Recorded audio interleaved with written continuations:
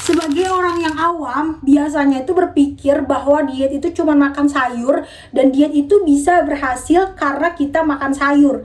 Tapi reality yang terjadi pada diri aku yang udah berhasil jalanin diet dan turun sampai 23 kilo, pernyataan itu tuh terbantahkan banget karena yang penting dari diet adalah bukan sayur.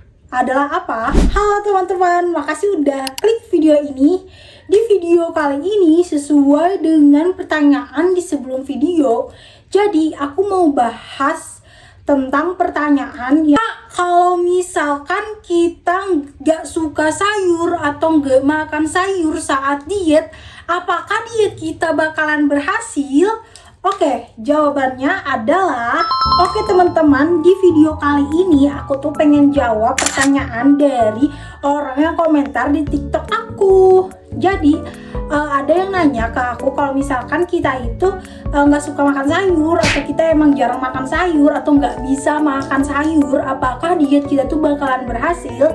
Jawaban simpel dari aku yang berhasil turun 23 kilo dengan tidak sengsara, yaitu adalah bisa banget.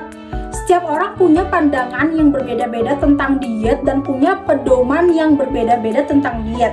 Di sini aku bakalan kasih tahu 3 diet yang bisa buat kamu yang nggak suka makan sayur. Karena di 3 diet ini kamu tidak akan yang namanya mengutamakan sayur di pola makan kamu. Oke teman-teman, diet yang pertama adalah diet DEBM. Diet DEBM itu adalah singkatan dari diet enak, menyenangkan, dan bahagia. Kalau misalkan teman-teman di sini yang kayak kurang familiar atau ngerasa kayak naon DEBM itu mah adalah konten-konten gaje, konten-konten masak gaje. Enggak guys, dulu diet DEBM itu bener-bener adalah pure konten diet, dan diet DEBM itu ngebantu aku banget waktu tahun 2018 dan 2019. Nah, jadi diet DEBM itu apa sih Kak? Gimana sih pedomannya? Gimana sih petunjuknya? Gimana sih informasinya? Jadi diet DEBM itu adalah diet yang dimana dalam pola makan kita lebih mengutamakan namanya protein hewani gitu ya. Protein hewani, hanya protein hewani. Bahkan untuk protein nabati itu nggak terlalu difokuskan. Jadi kenapa dibilangnya diet enak, menyenangkan, dan bahagia?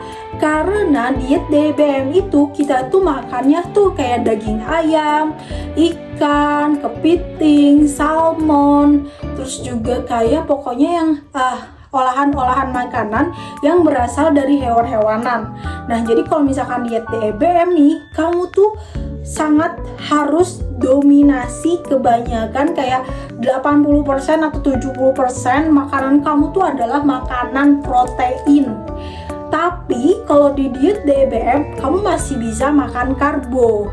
Karbonya juga sangat teramat terbatas. Karbo yang aku pakai di saat diet DEBM itu adalah iya sih sayur mayur, tapi itu tuh kayak sedikit banget. Contohnya itu misalkan aku kayak butuh cabai untuk ayam geprek aku, atau misalkan aku butuh lalapan sayur engkol mentah buat ayam geprek aku atau ayam bakar aku, atau enggak aku butuh yang namanya daun kemangi untuk ayam bakar aku. Jadi karbonya itu bener-bener dari sayur untuk mendampingi makanan-makanan protein hewani aku, dan kapasitas karbonya alias sayur engkol kayak selada kayak gitu tuh dikit banget dibandingkan proteinnya.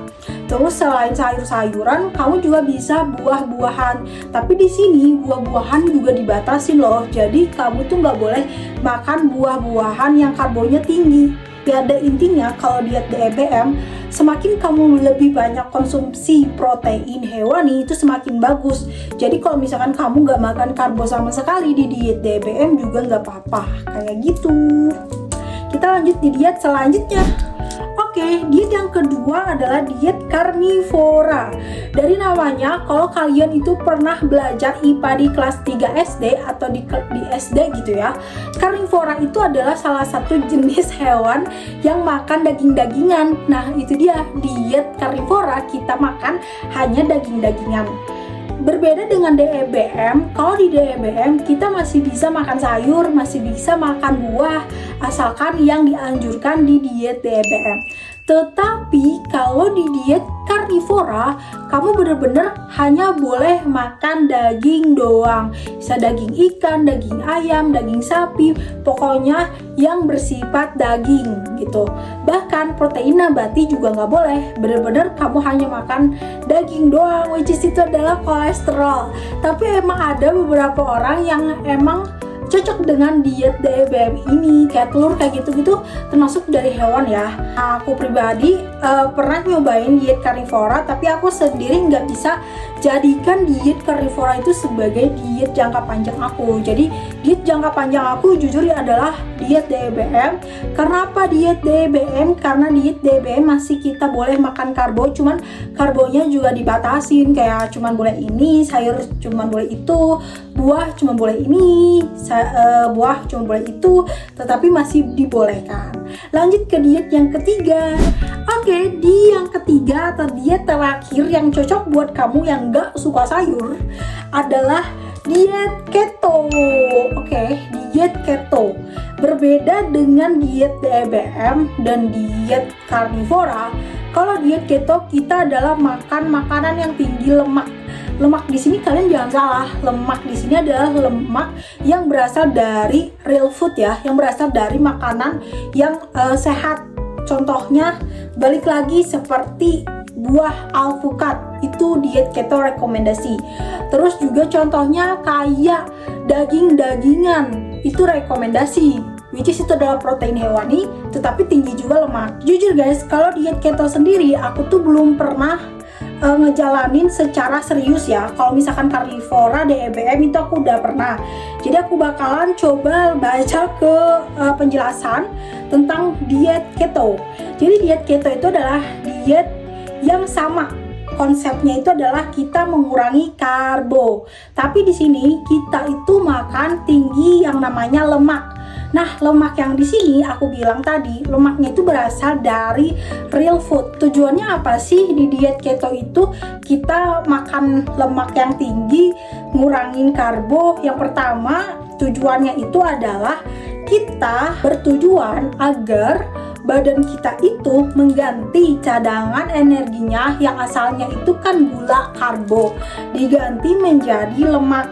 Jadi ketika kita makan tinggi lemak atau tinggi asupan lemak, maka tubuh kita itu akan memberikan sinyal untuk membakar dari cadangan energi yang lemak juga gitu. Jadi intinya secara simpelnya kita makan lemak untuk membakar lemak gitu. Nah, kondisi itu tuh adalah dinamakan dengan ketosis. Aku pribadi ngerasa kalau diet keto ini agak mirip sama diet DEBM. Cuman di diet keto kita masih diperbolehkan buat, jadi kalau di diet keto kita menjadikan sumber lemak kita itu menjadi sumber energi. Sebenarnya itu konsepnya sama kayak diet DEBM. Aku nggak tahu ya yang lahir duluan itu DEBM apa keto. Kalau teman-teman tahu coba komen di bawah. Nah, jadi kayak gitu guys. Diet keto, aku pribadi belum pernah kayaknya aku nyobain diet keto, karena aku berpikir kalau diet keto sama diet DEBM itu kayak adik kakak atau seperti kembar, tapi sebenarnya berbeda gitu. Oke teman-teman, itu dia adalah 3 diet yang cocok buat kamu yang gak suka sayur. Karena dominasi dari 3 diet ini, kita itu bener-bener makan makanan yang lebih tinggi akan protein, tinggi lemak, tapi kita ngurangin yang namanya karbo, dimana karbo itu adalah salah satunya adalah sayur gitu. Sama guys, di diet keto juga kamu tuh harus mengurangi beberapa karbo yang dilarang, sama buah juga gitu. Yang paling beda di sini adalah diet karnivora. Karena diet karnivora kamu bener pure-purean makan daging-dagingan doang, lemak doang, protein doang, kayak gitu. Nah, aku pribadi lebih cocok banget sama tipe-tipe diet kayak gitu. Bener-bener berhasil nurunin aku sampai 23 kilo. Kenapa sih kak kamu gak suka makan sayur, atau kenapa kamu gak jadi vegetarian aja dietnya?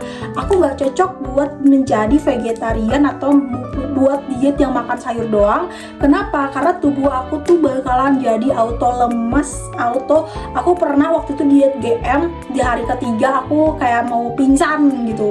Karena itu saking aku nggak bisa banget kalau diet makan sayur doang. Tubuhku menolak keras menjadi vegetarian gitu. Dan satu lagi yang harus teman-teman tahu, pada tahun 2018 apa 2019 temen aku pernah ngasih berita, di mana beritanya itu adalah ada seseorang yang sampai lumpuh amit-amit ya gara-gara diet. Setelah aku baca-baca, ternyata dia itu diet yang makan sayur doang. Jadi ini adalah salah satu sebenarnya mau makan sayur doang atau mau makan daging doang itu ada pro dan kontra, ada plus dan minus, dan kita harus menyesuaikan dengan kecocokan tubuh kita.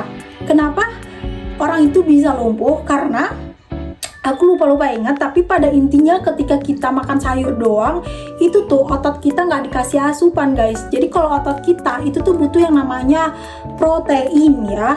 Asupan otot itu butuh yang namanya protein. Ketika kita mengurangi protein dan kita cuma makan sayur doang, itu massa otot kita tuh bakalan berkurang. Emang sih berat badannya turun, tapi massa ototnya turun.